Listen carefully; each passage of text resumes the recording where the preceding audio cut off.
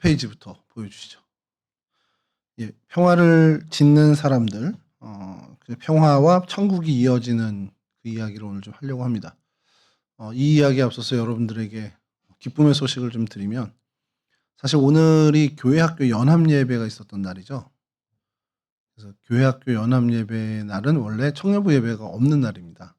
이번 달에 청년부 예배가 너무 없어요. 둘째 주에 오후 찬양 예배라 저희가 거기 같이 들어갈 거고, 넷째 주에는 또 전교인 걷기 대회가 있어서 청년부 예배가 주일날 하니까 올해만 어떻게 주일에 하게 됐어요. 그래서 같이 거기 동참하면서 두 차례의 청년부 예배가 이제 스킵되니까, 그래서 오늘은 그래도 해야 되지 않나라는 생각에 예배는 저희가 지금 진행을 하고 있는데, 저 성경 공부, 교리 공부 모임은 그래서 오늘은 교회학교 연합 예배를 또 드렸고, 여러분들도 지금 거의 팝콘이다 솜사탕이다 해서 힘드신 것 같아서 오늘 예배만 좀 우리가 간략하게 드리고 좀 자유로운 시간 갖고 이제 귀가하는 걸로 좀 하겠습니다.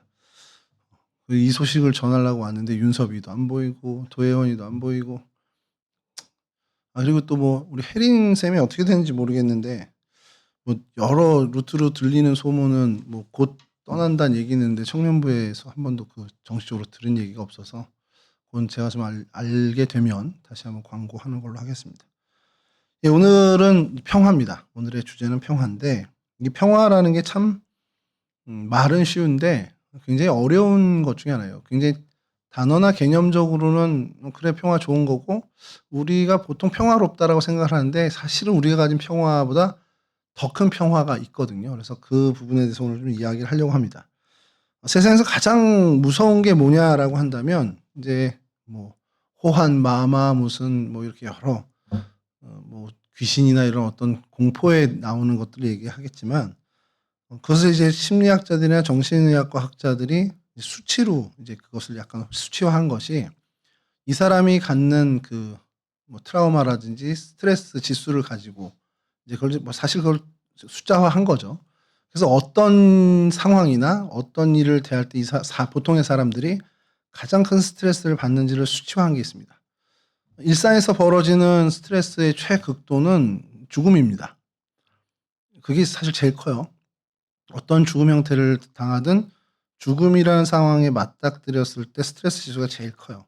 근데 제 생각엔 아무래도 본인의 죽음이 제일 클 것 같은데, 그거는 측정을 못 하잖아요. 죽어버리니까. 그러면 그것을, 본인의 죽음을 제외한 어떤 죽음이 가장 이들에게 스트레스 지수가 가장 클까라고 했을 때 하면 배우자 사망이 1위입니다. 자녀보다도 오히려 배우자 사망이 이 사람에게 주는 스트레스 지수가 훨씬은 아니지만 그래도 어쨌든 더 높게 나타났어요. 근데 의외의 상황이 하나 있습니다. 죽음을 다 포함한 상황이기도 한데, 배우자의 죽음이 갖는 스트레스보다 상위에 있는 스트레스가 있어요.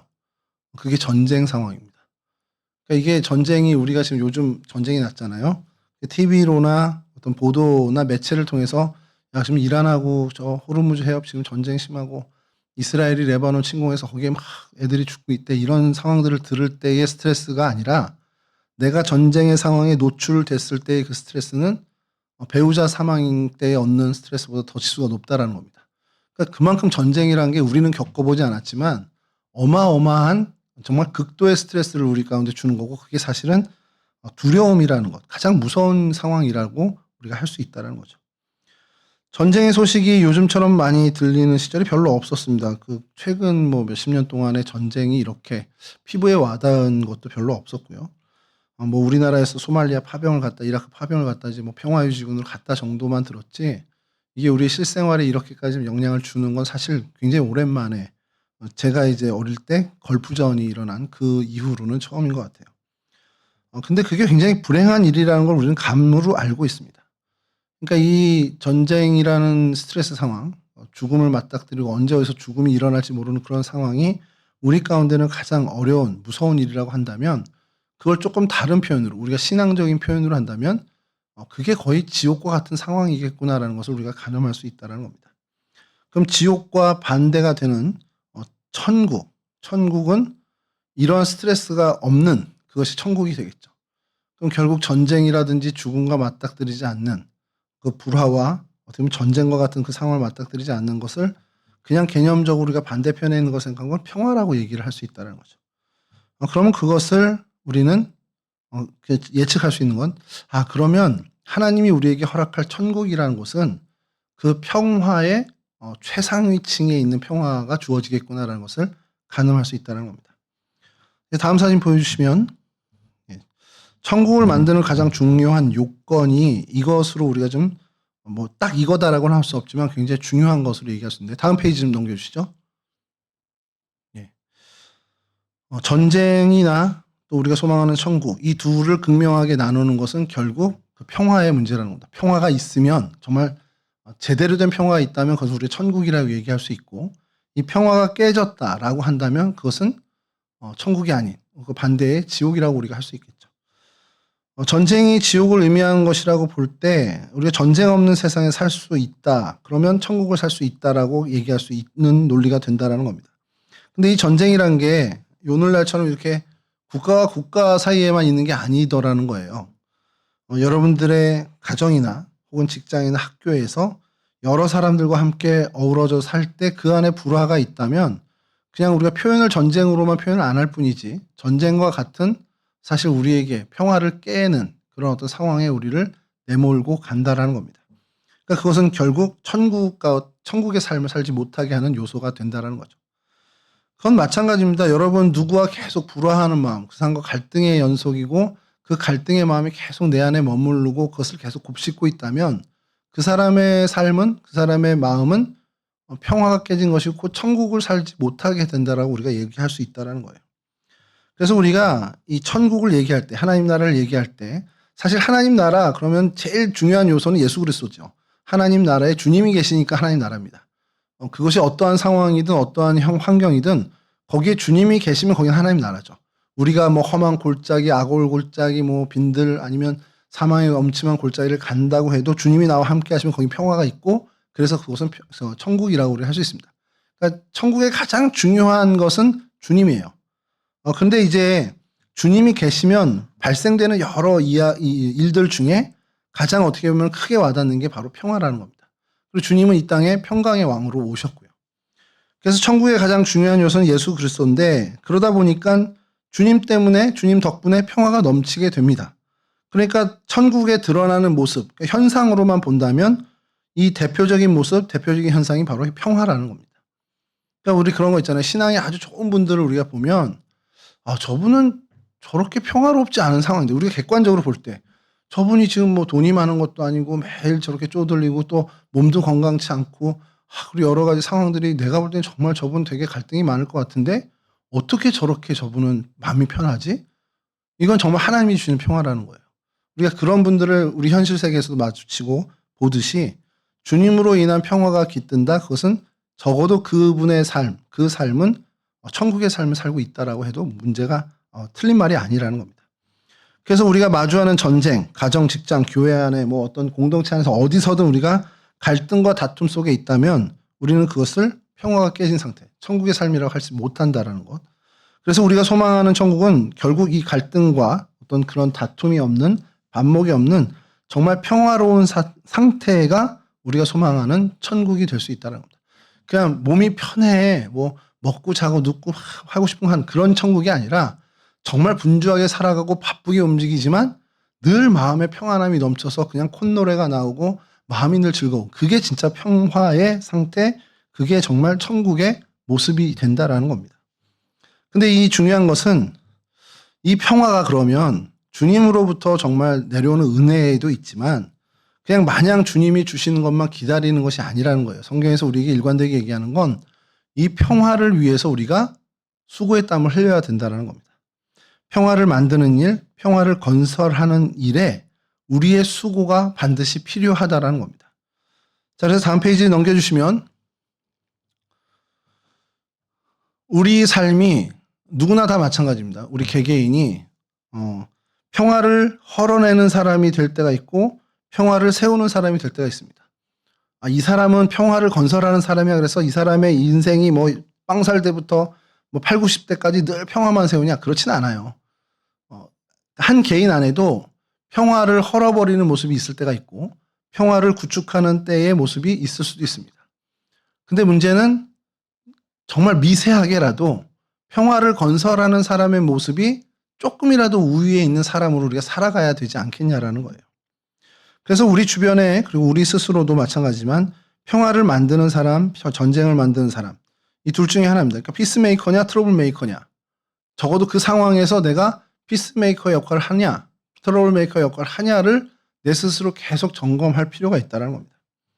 뭐 트러블 메이커는 말 그대로 불화를 일으키는 사람이죠. 갈등과 문제 일으키고 그것으로 인해서 불만과 시기, 교만을 조장하게 되고 결국 그들은 성경에서는 마귀의 자녀라고 부르고 있습니다. 그럼 피스메이커는 뭐냐? 뭐 평화를 건설하고 화평케 하는 사람인데 갈등을 해결하고 평화를 만드는 사람이죠. 그들은 늘 진리와 겸손의 용서에 그 영향력을 주게 됩니다. 그리고 그들은 오늘 성경 말씀처럼 하나님의 아들, 하나님의 자녀라는 일컬음을 받게 된다라는 겁니다. 그래서 이 평화를 만드는 것이 하나님의 자녀로서의 주어진 굉장히 중요한 사명 중에 하나라는 것을 우리가 깨달아야 한다는 거죠. 근데 이 본문의 위치가 어디냐면 주님께서 우리에게 말씀하신 많은 복 중에 대표적인 8가지 복이 있어요. 그걸 우리는 팔복이라고 여러분 어렸을 때부터 들어왔습니다. 그 팔복에 있는 복이 복 중에 하나가 이 화평케 하는 자, 평화를 만드는 사람이라는 겁니다. 다음 페이지 넘겨주시면 이 팔복을 저기 뭐 어디죠? 그 동탄 쪽에 가면은 교회 이름 자체가 팔복교회도 있는데, 그러니까 복 중에 최고의 복이라고 이제 얘기를 합니다 성경에서. 그래서 세상 사람들도 그렇고 우리도 그렇고 복을 추구하잖아요. 근데 뭐 세상 사람들이 추구하는 복은 좀 우리랑 그 방향이 다르지만, 근데 많은 복이 있지만 이 팔복을 위해서 우리가 좀 기도할 필요가 있다는 거예요. 왜냐면 복 중에 최고의 그 어떻게 보면 우선순위의 복이다 보니까 이 팔복을 누리는 그러한 삶을 우리가 좀 소망하면서 나가야 된다는 거죠.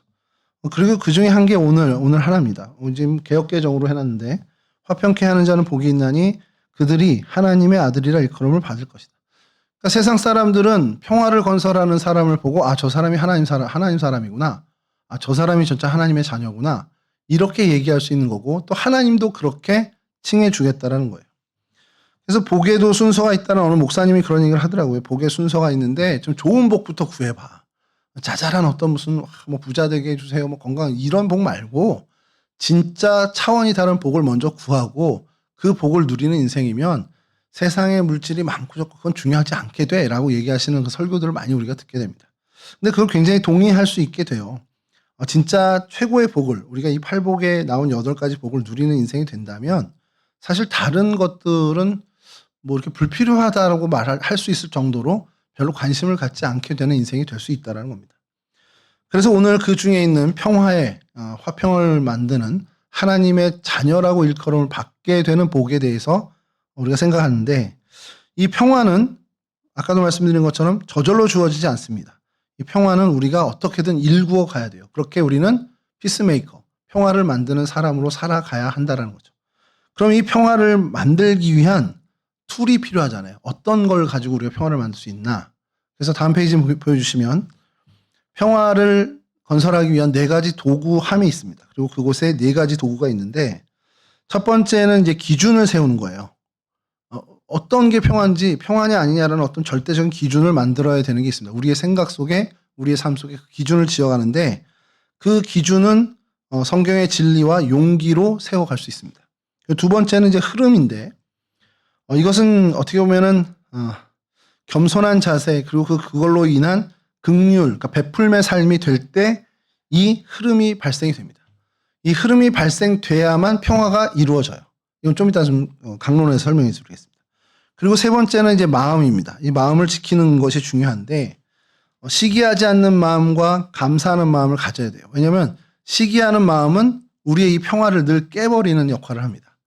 그리고 감사하는 마음은 이 평화를 항상 지킬 수 있는 그런 원동력, 그런 에너지를 우리에게 허락하죠. 그리고 나중에 이제 마지막 회복, 이것은 용서와 회개인데 이것은 나의 죄, 그리고 상대방의 죄, 상대방의 잘못, 나의 잘못에 대한 그 관점입니다. 중요한 건 자기 점검이라는 거예요. 나를 계속 살펴봐야 됩니다. 그래서 나를 살피면서 회개하고 또 저 사람을 살피면서 용서하면서 계속 우리가 회복의 연속성을 가져가야 될 때 우리의 평화가 유지된다는 겁니다. 이 회복이 계속되는 반복되는 일이 우리 가운데 멈춰지면 우리는 항상 이 세상에 살다 보니까 계속 이렇게 떨어지는 삶을 살 수밖에 없어요. 근데 이게 회복의 고리가 끊어지면 우리는 다시 못 올라옵니다. 그러니까 이 회복이라는 게 굉장히 중요한 부분이거든요. 그게 바로 용서와 회개의 삶이라는 거죠. 그래서 이걸 하나하나 좀 살펴보면 빨리 뭐 해볼게요. 첫 번째 다음 페이지 보여주시면 이제 진리입니다. 진리를 세우는 거예요. 이건 굉장한 뼈대죠. 평화에 대한 구분, 기준입니다. 그래서 이거는 진리와 용기만을 가지고 어떻게 보면 지켜낼 수 있어요. 거짓이 있고 진실이 있다. 그러면 어느 게 평화를 더 만드는 데 가깝냐? 그건 우리가 누가 봐도 당연히 진실, 진리가 평화를 세워가죠. 거짓은 절대로 평화를 세워갈 수 없습니다. 그렇기 때문에 화평케 하는 사람, 평화를 만드는 사람은 무엇보다도 진리의 사람이 되기 위해서 먼저 애써야 돼요. 그 진리는 뭡니까? 결국 하나님과의 관계죠. 하나님이 우리에게 얘기하시죠. 무엇을 먹을까 무엇을 입을까 염려하기 전에 먼저 그의 나라와 그의 의를 구하라 라고 합니다. 이게 하나님 편에서의 진리의 삶입니다. 그러니까 우리가 진실한 진리의 정말 그 의로울 그 의를 구해가는 삶을 사는 것. 그래서 하나님 편에 가까이 가고 하나님께 집중하고 하나님의 말씀의 정신으로 살아가는 그 진리의 사람이 될 때에만 우리는 평화를 건설하는 사람이 될 수 있어요. 이건 뭐 워낙에 원론적인 얘기니까 여기까지만 하고요. 두 번째 이제 용기인데 여기서 좀 하고 싶은 얘기가 평화를 만든다 그러니까 절대 싸움을 안 해야 된다고 생각을 해요. 근데 여러분 일례로 우리가 일제강점기에 있었던 거 35년간의 시간을 한번 생각해 보시죠. 일제강점기 때 나라와 독립을 위해서 애쓴 분들이 많이 있습니다. 독립군들이 있죠. 그리고 많은 독립투사들이 있습니다. 그분들은 저쪽 입장에서 보면 테러리스트처럼 보일 수 있어요. 근데 이들은 민족의 평화를 지키기 위해서 어쩔 수 없이 싸움을 할 수밖에 없는 사람들입니다. 그러니까 뭐냐면 이 평화를 지키기 위해서는 때로는 싸움이 필요하다는 거예요. 아, 넌 평화의 사람이야. 그러니까 뭘 누가 뭐 어떻게 해도 난 그래 안 싸워. 난 다 참아내. 이게 아니고 이 평화를 지키기 위해서 더 나아가 진리를 지키기 위해선 사실 내 손에 피를 묻혀가면서 아니면 내가 피를 흘리면서까지라도 그거에 항거하고 싸움을 해야 하는 상황이 우리 가운데 있을 수 있다는 겁니다. 그래서 거짓 평화와 맞서는 것, 불의와 타협하는 게 아니라 불의와 맞서 싸우는 게 진짜 평화를 만드는 사람의 모습이 될 수 있다는 겁니다. 어느 분이 옛날에 그 얘기를 하더라고요. 외정시대 때 일본하고 대항하여 싸운 독립군과 같은 애국지사들에 의해서 우리가 평화를 이룬 거지 그들과 정말 좋은 게 좋아 그러면서 친일파로 살아간 사람들이 이 땅에 평화를 건설해 준 건 아니라는 거예요. 그건 하나님 나라도 마찬가지입니다. 하나님 나라를 위해서 내가 독립군처럼 어떤 독립투사처럼 진리가 왜곡되는 현장에서 그 진리를 위해 싸워야죠. 그런 어떤 피 흘림이 있어야만 내 안에 평화를 건설해낼 수 있다는 겁니다. 우리 안에, 우리 공동체 안에. 그러니까 그걸 얘기하는 겁니다. 그래서 주님께서도 마태복음 10장에 이런 얘기를 해요. 내가 세상에 화평을 주러 온 줄 생각하지 말아라. 화평이 아니요 검을 주러 왔다. 주님께서 주신 그 검은 진리를 위해서 싸우는 도구를 주신다라는 겁니다. 그 용기가 이 평화를 건설하는 사람에겐 필요한 거예요. 그러니까 여러분들도 각자의 가정에서 삶에서 개인의 일상에서 정말 하나님의 말씀의 진리를 지키기 위해선 여러분들이 조금의 갈등 생겨도 그건 어쩔 수 없습니다. 그건 싸워야 됩니다. 누군가 여러분들에게 막 불의를 행하고 막 이렇게 뭔가 여러분들 해코지 하려고 할 때 좋은 게 좋은 거라고 그 사람의 요청을 다 들어준다? 그건 절대 평화가 아니라 오히려 평화가 완전히 깨지는 삶이 될 수밖에 없습니다. 마땅히 싸워야죠. 더더군다나 내 가족을 위해서 내가 지켜야 할 사람들을 위해선 싸워야 하는 그 자리에서 용기를 낼 필요가 있다는 겁니다. 그리고 두 번째 다음 페이지 보여주시면 이제 두 번째 평화의 중요한 요소는 흐름입니다. 이게 좀 여기가 좀 중요한 건데 벼화자가 있어요. 벼화자가 화평할 때의 화자가 벼화자 옆에 입구자 이 입을 갖다 넣습니다. 그리고 그 옆에 평평할 평자를 놔요. 이게 평화예요. 그러니까 평화를 한자로 쓰면 화평을 한자로 쓰면 벼화자의 입구 그리고 평평할 평자입니다. 이 한자를 얘기하면 뭐냐면 여러 입에 똑같이 음식을 넣어주는 게 화평이라는 겁니다. 이게 되게 신기하지 않습니까? 옛날에 한자가 어떻게 만들어졌는지 모르지만 저렇게 해야 사람이 평화롭구나 하는 거를 이 문자를 만들던 사람들부터 알았던 거예요. 야 공평하게 먹을 거 나누어줘야 그래야 여기가 화평하더라. 그러면서 문자를 만들 때 화평을 이렇게 쓰게 된 거라는 거예요. 그러니까 그때도 누구 더 많이 주고 누구 좀 적게 주면 싸움이 일어났나 봐. 그러니까 이래서 그 화평인데. 근데 이렇게 하다 보니까 사람들이 공평하면 완전히 n분의 1 하면 평화가 오겠구나라는 생각을 해요. 그래서 사람들이 어떤 생각을 합니까? 누구나 다 똑같이 먹고 살아야 돼. 누구나 다 똑같이 소유해야 돼. 그래서 발생한 게 공산주의입니다. 그리고 사회주의죠. 레닌과 마르크스.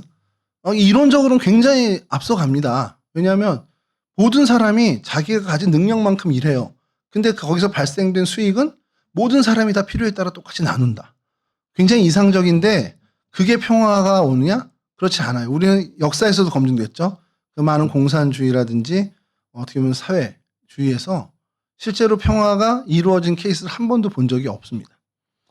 그러면 하나님이 만든 세상도 만약에 공평하고 평평한 게 맞다 그러면 온 세상에 이 땅의 지형도 높낮이가 없이 만드셔야죠.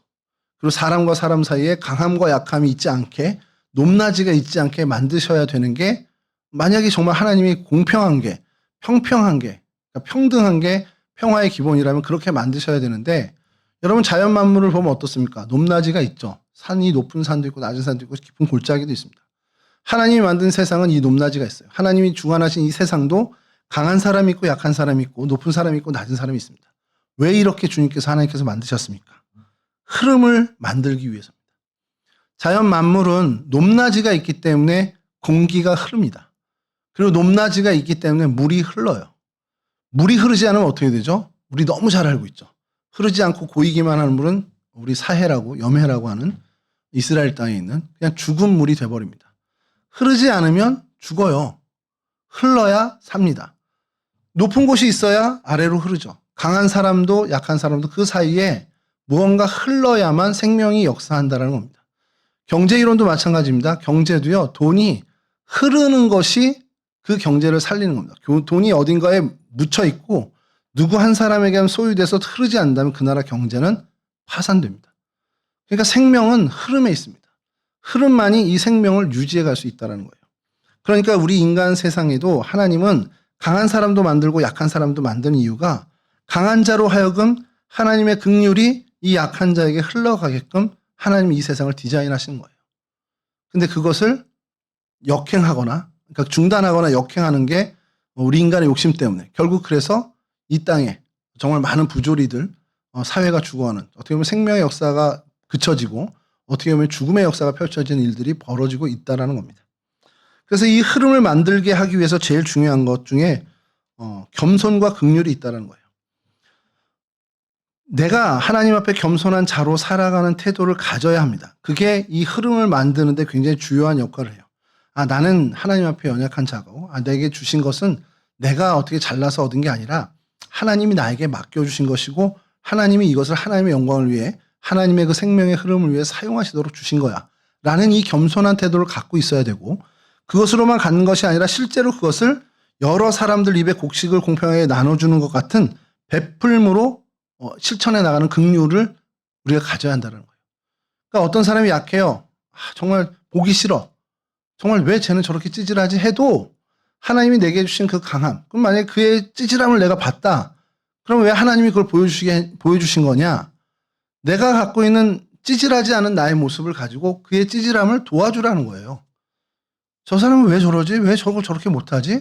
근데 나는 그 부분에 잘해. 그럼 나는 잘하고 제 사람 못하니까 무시하라는 게 아니라 이거 하나님이 나에게 왜 주셨을까? 그 겸손한 태도로 다시 한번 나를 보면 이걸로 저 사람을 도우라고 하나님이 주신 거구나 라고 나의 강함을 가지고 그 약한 부분에 있는 사람을 돕도록 하는 것. 이게 긍휼이라는 겁니다. 돈으로만 봐도 마찬가지죠. 내게 많은 하나님이 물질을 주셨어요. 그럼 좋다. 그리고 배두들기 있는 게 아니라 나보다 훨씬 더 못한 그리고 그 도움이 필요한 사람들이 내 눈에 보인다면 이건 하나님이 나에게 이런 사람들을 도우라고 맡겨주신 거구나라는 겸손한 태도로 실제로 그들에게 베풀어주는 긍휼의 자세를 갖고 긍휼의 삶을 살아가야 이 생명이 흘러가고 그래서 평화가 정말 그 공동체 가운데 그 세상에 평화가 깃들게 된다라는 것이에요. 그러니까 이 흐름이 굉장히 중요하다는 겁니다. 그리고 그 흐름은 결국 나의 겸손한 태도와 긍휼의 삶으로 이루어질 수 있다는 사실이에요. 이것을 우리가 기억해야 한다는 겁니다. 그리고 나서 다음 페이지 보여주시면 예, 그런 어떤 생명의 역사들, 그 평화를 우리가 계속 유지해 갈 때에 필요한 것은 시기 없는 마음과 감사의 마음입니다. 이건 뭐 마음의 태도죠. 마음을 지키는 건데, 이 뭐 시기 없는 건 뭐 우리가 굳이 설명 안 해도 나도 잘 되고 저 사람도 잘 돼야 되는 기본 자세를 갖자는 거예요. 나만 잘 돼야 돼. 저 사람 잘 되면 안 돼. 그중에 우리 주변에 그런 사람들을 제가 뭐 여러 만나봤습니다. 같이 잘 된 거를 못 견디는 거예요. 나만 잘 돼야 되는 거야. 같이 친구들이 6, 7명이 있는데 다 같이 잘 되면 좋잖아요. 우리의 마음은 그런데 유독 그 친구는 다른 애들보다 내가 1mm라도 더 잘 돼야 돼. 돈 100원이라도 내가 이 사람들보다 높은 연봉을 받아야 돼. 안 그러면 내가 받는 거 아무 소용이 없는 거야. 다 같이 사는 건 아무 의미가 없는 거야. 그런 마음으로는 절대 평화를 유지해 갈 수 없다라는 겁니다. 그리고 감사의 마음은 무엇보다도 중요하죠. 내게 주신 것들, 이게 어떻게 바라보느냐에 따라서 감사가 될 수도 있고 불만이 될 수 있습니다. 근데 하나님이 주시는 제대로 된 시선으로 나의 상황과 내 조건들을 바라본다면 그것은 감사할 수밖에 없다라는 거예요. 그 감사의 마음을 갖는 것. 그러니까 하나님이 나에게 주신 것이 다 은혜인데 이걸 너무 당연하게 여기면 우리 뭐 영화에도 나오죠. 호의가 계속되면 뭐 이렇게 분리가 된다 뭐 이런 거. 사람 농담 삼아 얘기하는데 호의가 계속되면 그걸 당연한 걸로 여기는데 그 마음이 짙어지면 절대로 그가 속한 세상은 평화가 유지될 수 없다라는 겁니다. 하나님이 내게 호의를 베풀어 주시고 하나님이 내게 은혜를 주셨다. 그럼 이게 정말 은혜인 줄 알고 이게 하나님이 베풀어 주신 정말 놀라운 호의인 줄을 늘 깨닫는 마음으로 감사해야 한다는 거예요. 그러기 위해서 어떻게 해야 됩니까? 예, 뭐 하나님을 계속 바라봐야죠. 하나님과의 관계가 계속해서 늘 신선한 관계, 늘 하나님과의 관계가 돈독한 관계면 그 시선을 놓치지 않게 됩니다. 나의 상황을 정확하게 보는, 이게 정말 은혜구나라는 것을 정확하게 보는 눈을 잃어버리지 않게 된다는 거죠. 그래서 하나님께 가까이 나가서 하나님이 주시는 그 마음을 유지하는 것, 그로 인해서 우리에게 주어진 평화가 지속된다는 사실을 우리가 잊지 않아야 한다는 것이죠. 그리고 마지막 도구는 무너진 것 보수학인데 앞에 그 3가지 툴을 갖고 살아간다 해도 우리는 구멍 나잖아요. 항상 뭐가 미비해지고. 그럴 때마다 그럼 그걸로 그냥 마는 게 아니라 계속해서 살피는 겁니다. 이건 자기 점검이에요. 그래서 우리 평화가 지금 위태로웠다. 아니 우리 평화가 좀 위험에 처해 있는데 이런 것들을 얼른 깨닫고 그것을 회복하기 위해서 우리가 보수해야죠. 평화를 계속해서 유지하기 위해서 애써야죠. 그 툴이 용서하는 것과 스스로를 돌보는 회개입니다. 남의 잘못된 그의 어떤 단점도 그리고 나의 어떤 실수나 오점도 이것을 계속해서 회복하는 데 주력해야 한다는 거예요. 에이 뭐 어차피 또 가면 또 깨질 텐데 그런 거 있어요. 그러니까 핸드폰, 스마트폰에 앞에 이제 강화 유리를 붙이잖아요. 요즘 뭐 보험이 잘 돼서 안 붙이는 애들도 있긴 하더만 근데 보통은 다 붙여요. 근데 붙이니까 그냥 그렇게 크게 활동하지도 않는데 이게 자주 깨지는 겁니다. 그러니까 금가 있는 그 사람한테 야 그거 빨리 바꾸지 그거 왜 자꾸 그거 깨진 상태로 갖고 다녀 그랬더니 바꿔봐야 또 깨져요. 이런 얘기를 하는 겁니다. 그럼 바꿔봐야 깨지니까 안 가냐? 그게 안 되는 태도라는 거예요. 바꿔도 또 깨지면 또 바꿔야죠. 여러분 공동체의 평화를 그리고 내 개인의 평화를 유지하기 위해선 이게 좀 손상됐어. 근데 지금 어떻게든 회개하고 용서하는 것으로 그것을 복구해도 내일이면 또 금 갈 텐데 그래서 귀찮아 안 하지. 그러면 그 평화는 잃어버리게 되는 겁니다. 근데 매일매일에 내가 정말 기민하게 이거 금 갔네 빨리 보수해야지 하고서 빨리 용서할 거 용서하고 빨리 회개할 거 회개하는 삶을 계속해서 지겹지만 반복해 간다면 그 평화는 유지될 수 있어요. 매일 깨져 근데도 매일매일 강화 유리를 바꿔 붙이면 그 사람은 늘 깨끗한 안면 유리에 스마트폰을 쓰는 겁니다. 근데 귀찮아 안 할래. 그러면 그 사람은 계속 깨진 상태로 쓰는 거죠. 그러면 평생에 스마트폰을 쓰는 날이 뭐 한 40년이다. 그러면 누구는 40년 내내 깨끗한 스마트폰을 쓰는 거고 그렇지 않은 사람은 40년 내내 뭐 한 40년 중에 한 30년, 38년, 39년 더러운 거 쓰는 거예요. 그걸 우리가 좀 생각할 필요가 있다는 거예요. 그래서 용서와 회개가 만나야 이런 금간, 평화의 관계가 위태로워진 것을 계속해서 회복하고 보수할 수 있다는 것을 기억해야 합니다. 용서하는 삶, 회개하는 삶에 늘 발빠른 그런 삶을 살아야 된다는 거죠. 자, 그래서 결론은 다음 페이지 보여주시죠. 당신은 어디에 평화를 심겠습니까? 지으시겠습니까? 스스로 한번 결단할 필요가 있다는 거예요. 내가 우리 집에선 좀 피스메이커로 살아야겠다. 이 결단을 좀 갖고 실제로 아까 얘기한 그 4가지 툴을 가지고 정말 살아보자는 겁니다. 직장에서나 학교에서나 혹은 교회에서 내가 피스메이커로 좀 살아야겠다라는 소망을 좀 가졌으면 좋겠어요. 하나님이 이 공동체, 여러분들이 속한 그 집단, 그 무리에 여러분들을 통해서 하나님의 평화를 공급하실 수 있도록, 그래서 여러분들이 적어도 그 공동체 안에서, 그 관계 안에서, 여러분 가정이나 직장이나 학교 안에서 여러분 덕분에 하나님의 평화가 그 땅에, 그 지경에 넘쳐나게 되는 그런 하나님의 정말 쓰임받는 도구들이 되는 것을 좀 소망했으면 좋겠습니다. 왜냐하면 그때에 하나님이 여러분들을 나의 자녀로 인정해 주신다는 거예요. 맨날 트러블 메이커로 산다? 하나님이 여러분들을 하나님의 자녀로 인정 안 하실 수도 있다라는 거. 오늘 얘기를 역으로 좀 한다면. 그래서 여러분들이 하나님의 자녀, 정말 하나님의 자녀라 칭함받고 여러 주변의 사람들로부터 하나님의 자녀구나, 저 사람 하나님 사람이구나 라는 인정과 더불어 더 중요한 하나님이 여러분들을 나의 자녀다, 나의 아들이다, 나의 딸이라 인정하시는 그 일이 여러분들이 이런 평화의 사람으로 살아가는 것에 있다라는 것. 이것을 좀 명심하시고 각자의 주어진 삶의 자리에서 늘 평화의 도구로 살아가기 위해 정말 소망하며 힘쓰며 그렇게 살아가는, 실제로 그렇게 삶을 이뤄내는 그 은혜를, 그 축복을 누리셨으면 좋겠습니다. 이번 한 주에 성 프란시스 고백이 있어요. 주여 나를 평화의 도구로 써주소 하는 기도문이 있는데 한번 찾아보셔서 좀 읽어봤으면 좋겠습니다. 미움이 있는 곳에 사랑을 이렇게 쫙 있는데 그 기도를 읽으면서 한 번쯤 여러분이 내가 내 삶의 자리에서 이런 평화의 도구가 됐으면 좋겠구나라는 소망을 좀 가져봤으면 좋겠습니다.